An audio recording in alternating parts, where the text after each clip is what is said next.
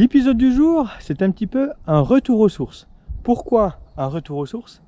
Parce que finalement, le premier VTTAE que j'ai roulé, alors j'ai attaqué bien sûr avec des vélos urbains, avec des VAE, mais avec l'arrivée des premiers aspects à l'époque en 29 pouces, l'aspect 910, ce qui doit nous ramener, je dirais, automne 2012 pour la gamme 2013, et bien à cette époque, avec l'arrivée des premiers VTTAE, j'ai vu là deux utilisations possibles.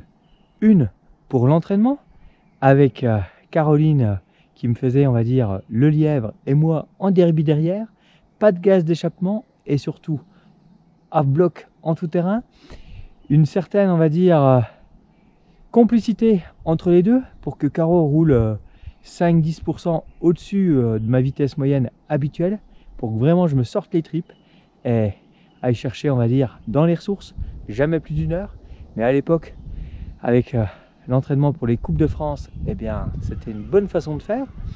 Et puis après, le jour J, tout simplement pour s'échauffer, pour reconnaître un parcours, pour aller faire la boucle, plutôt que de ne pas la connaître, dès le premier tour, pour être au courant des petites surprises qui peuvent nous attendre en termes de difficultés ou de passage technique, j'ai tout de suite vu que le VTTAE était la solution vraiment pratique pour pouvoir faire les reconnaissances et mieux se préparer pour rouler en vélo sans moteur.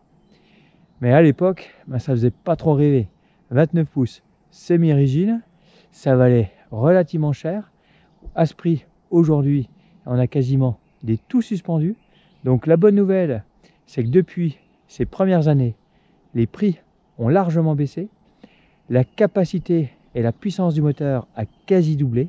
Et aujourd'hui, pour moins de 3000 €, on a des VTTAE toujours en 29 pouces avec une batterie intégrée, un gros moteur et vraiment de quoi se faire plaisir. Le nom a quasiment pas changé. À l'époque, c'était e-Aspect 910. Aujourd'hui, on parle d'un Aspect e-Ride.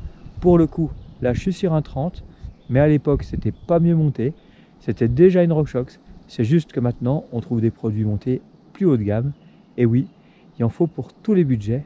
Mais là, à 3000 €, il y a vraiment un bon petit vélo complémentaire pour s'entraîner, pour rouler, pour faire du derby.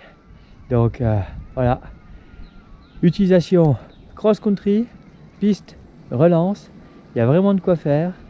Faites-vous plaisir et plutôt que de faire de la récup sur Home Trainer, achetez-vous un semi-rigide électrique, ça va vous plaire.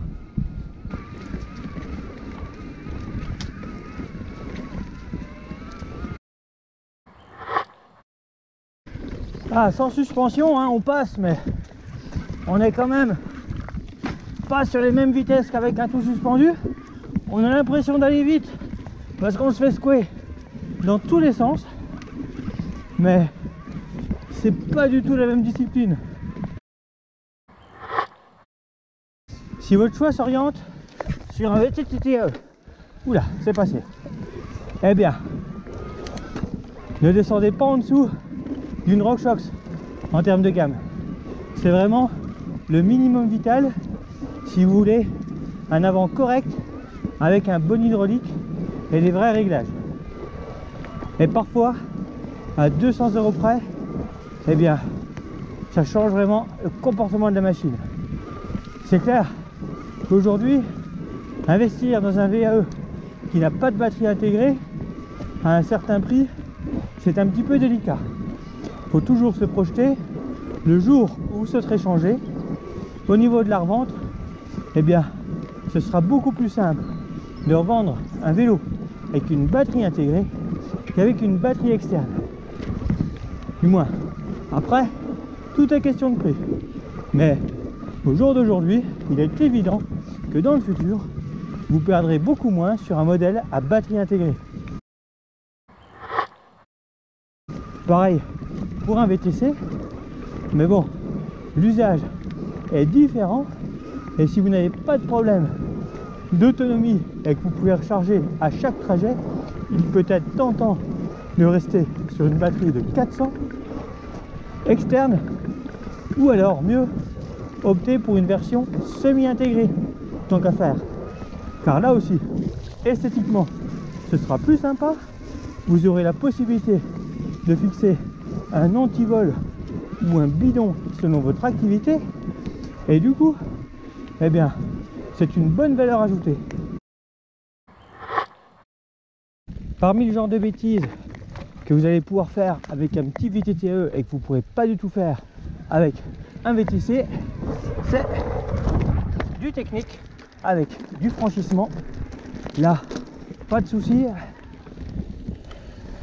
ça reste un petit VTT, donc tout de suite beaucoup plus fun dans ce genre de situation.